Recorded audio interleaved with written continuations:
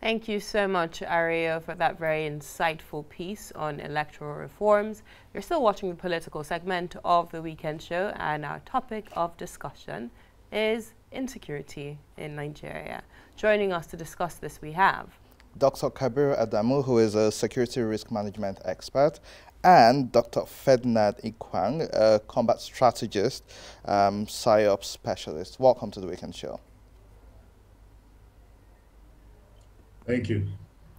Doctor, if you can hear us clearly, briefly, what's your summation regarding this current security situation under the President Buhari administration? Do you believe Boko Haram, which remains a thorn in the flesh of many Nigerians, particularly those living in the northern part of the country, has been technically defeated, as the chief of army staff and the rest of the security leaders in the country claim?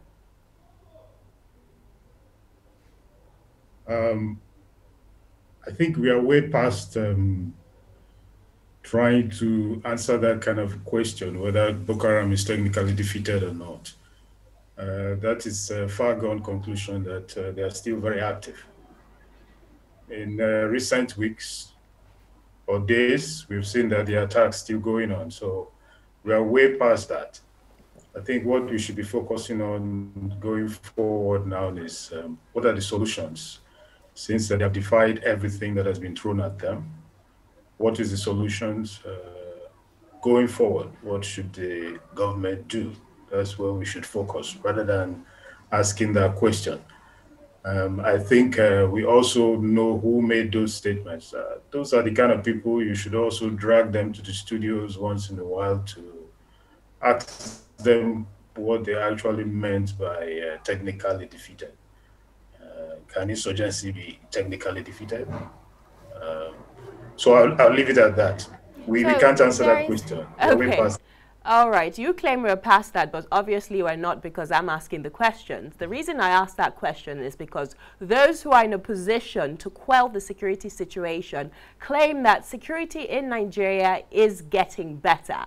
So if they claim the security situation in Nigeria is getting better, then they're not looking for alternative ways to improve on their so-called achievements. So what is the way forward? If they claim Boko Haram has been technically defeated today, and you claim that obviously that is not the case, then what do we need to do as citizens in order to protect the lives of our common man?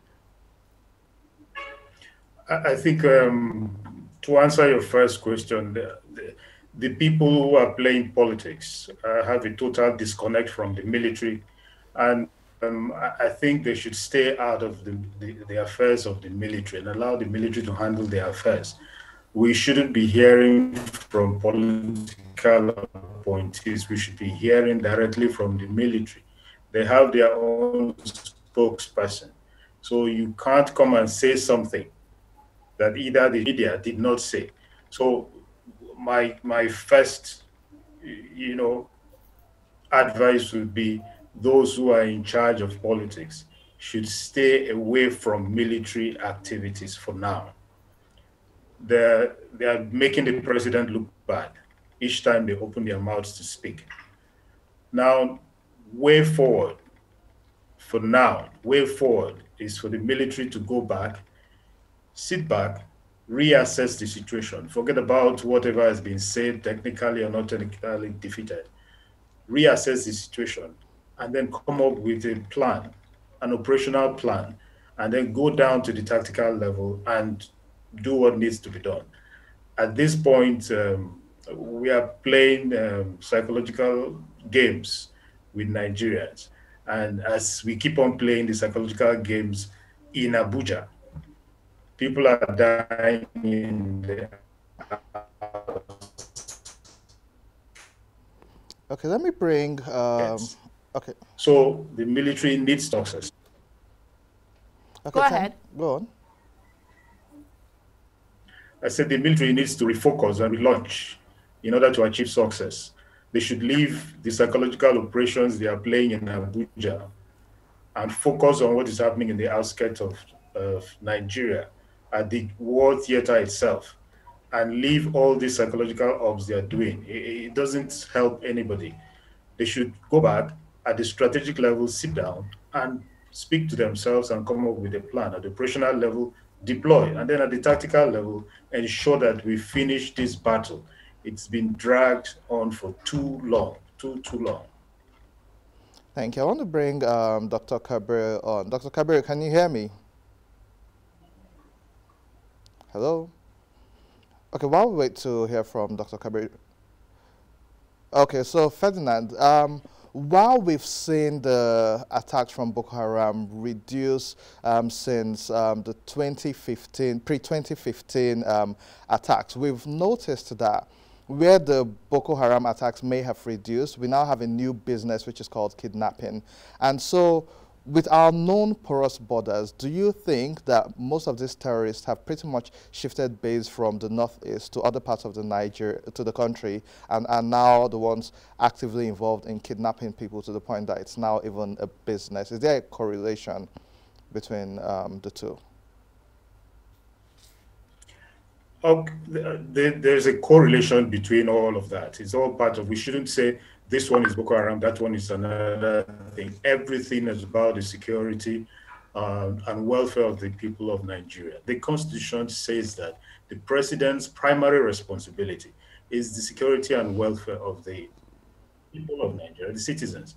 And it also says that the primary responsibility of the governors is the security and welfare of the people.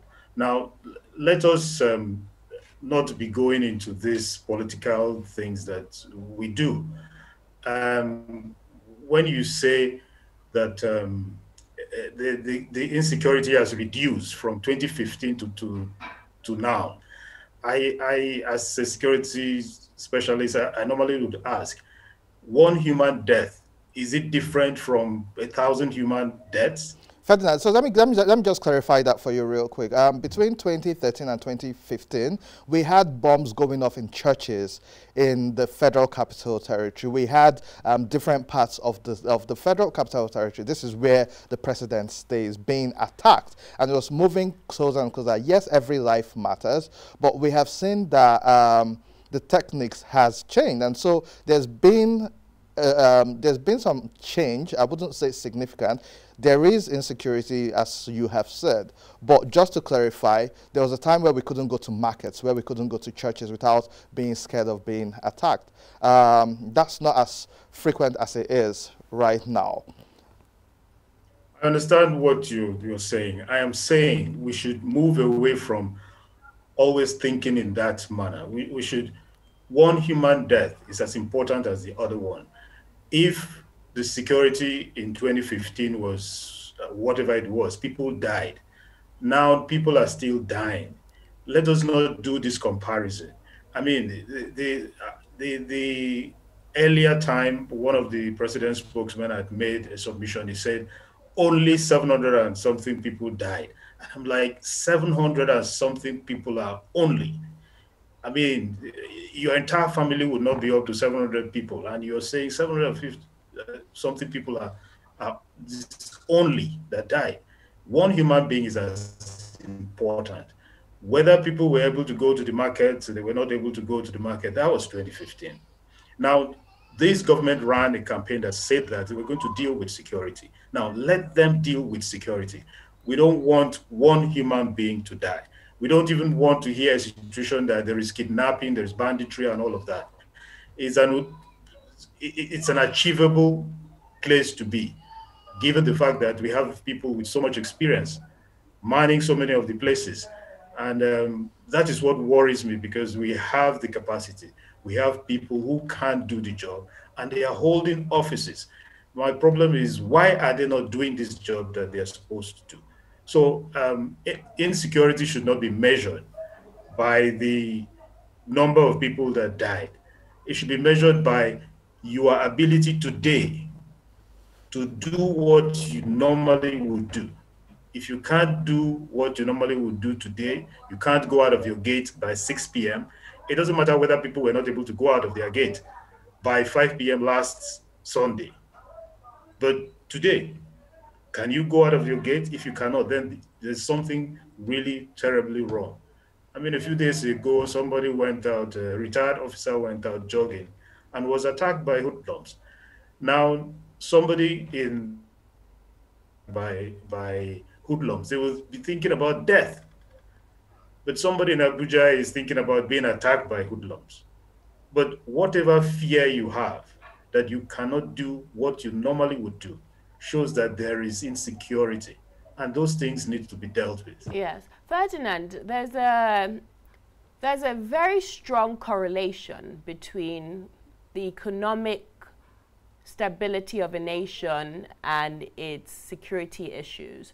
It's sort of a chicken and an egg situation. Which comes first? Do we need to fix the economy first for security to improve, or do we need to fix security first for the economy to improve?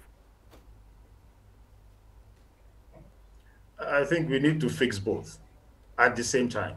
And believe me, what you've said is actually correct. The economy is has driven a lot of people to do things they shouldn't do. I remember the bandits in Zamfara State, when one of them was interviewed, and he said that he owned cows, and his cows was rustled, and that is why he has become a bandit in order to rustle other people's cows. Now, you can't separate the two. You cannot say, let's fix economy before we fix security, and let's fix security before we fix economy. There are different departments in our polity right now. We have those in charge of security, we have those in charge of the economy.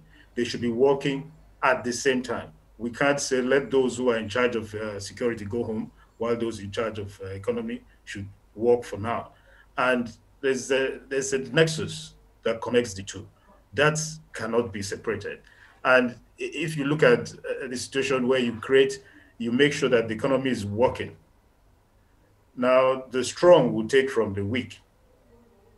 When you have a situation where the economy is not working, you have those who are criminally minded who will take from everybody else. So my answer to that question would be both of them needs to work at the same time. Thank you very much. We have Dr. Kabir on the phone. Dr. Kabir, a lot of times there's been an argument for community policing when people talk about insecurity in Nigeria. But there's the training needs and there's also the funding needs. Why is this call for community policing necessary, and do you think it would actually fix the insecurity situation in the country? Okay, and thank you. Well, the reality is that communities are vulnerable at the moment, and they are being faced by different levels of insecurity, and the structure, the security infrastructure that we have at the moment is unable to protect them. And at the minimum, that is what the community expects from the government. The social contract exists for the provision of security protection, as it were. Now, where the government is unable to, then perhaps the next stage is to look at what kind of community policing or security measures can be put in place. And in this instance, I think one of the suggestions is to have this type of community protection. Unfortunately, the Constitution does not recognize that because security still remains in the exclusive list. So I think a major challenge. And on the one hand, you have this as it were, and then there is a need for improved security. And so I would say, going forward, one of the best things to do is to look at that as our Constitution.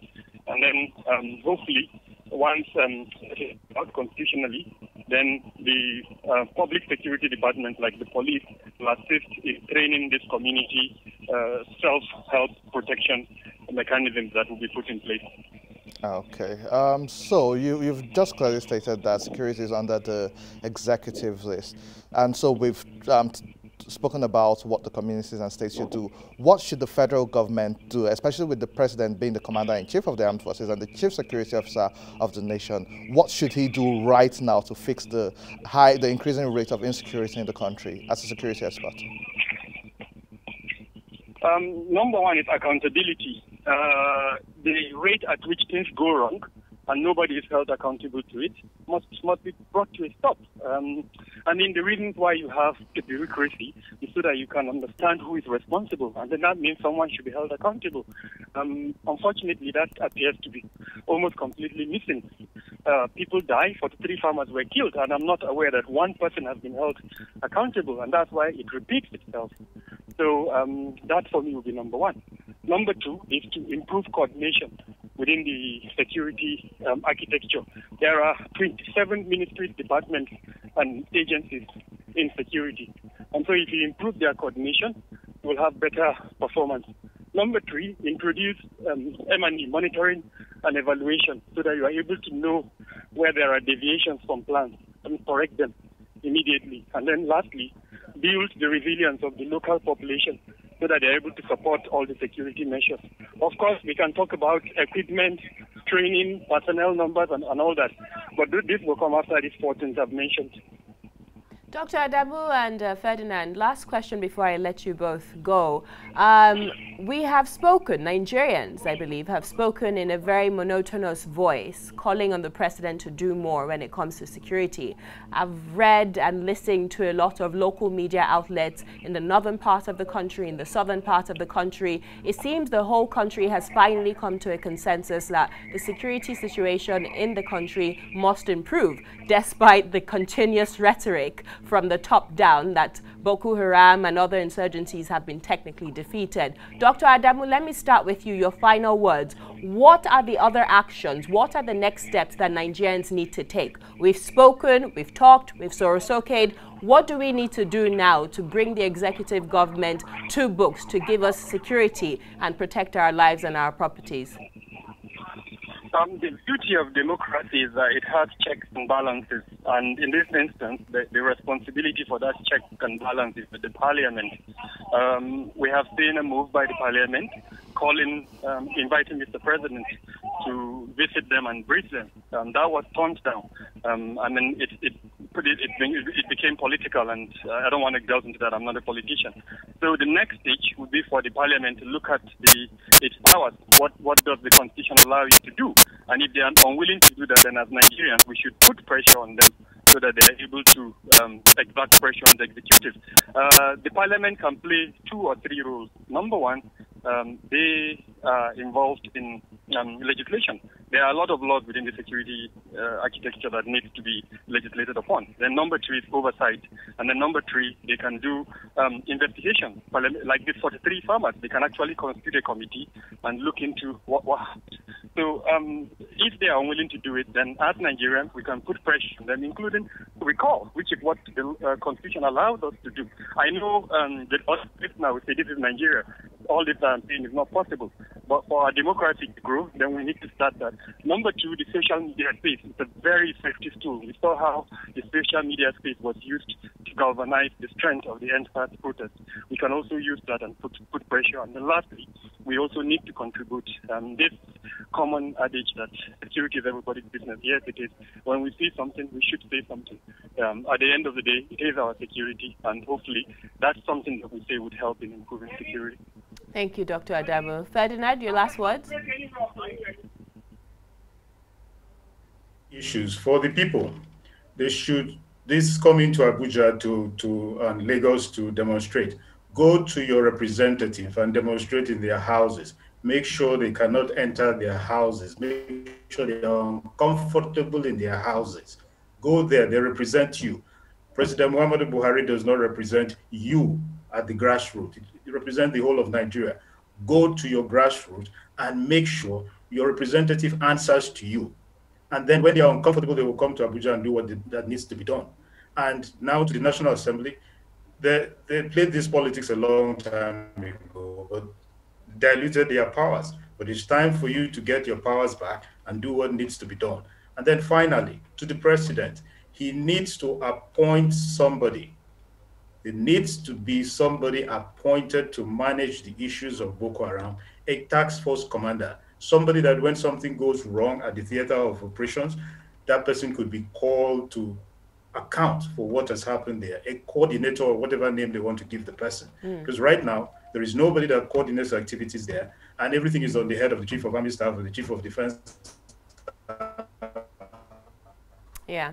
The commanders on the ground. Somebody needs to be around decisively. Okay. Ferdinand, Dr. Adamu, thank you once again for joining us on this edition of The Weekend Show. That's all we have for you. To watch the entirety of this program, you can visit our website, www.tostvnetwork.com. Follow us on social media at Osasu Igbinedion. And Andy Madaki on Twitter, Facebook, and Instagram. All right, we'll see you same time, same place next week. And until then, take very good care of yourself. God bless you. And we've got breakfast. And we've got breakfast. Time to eat.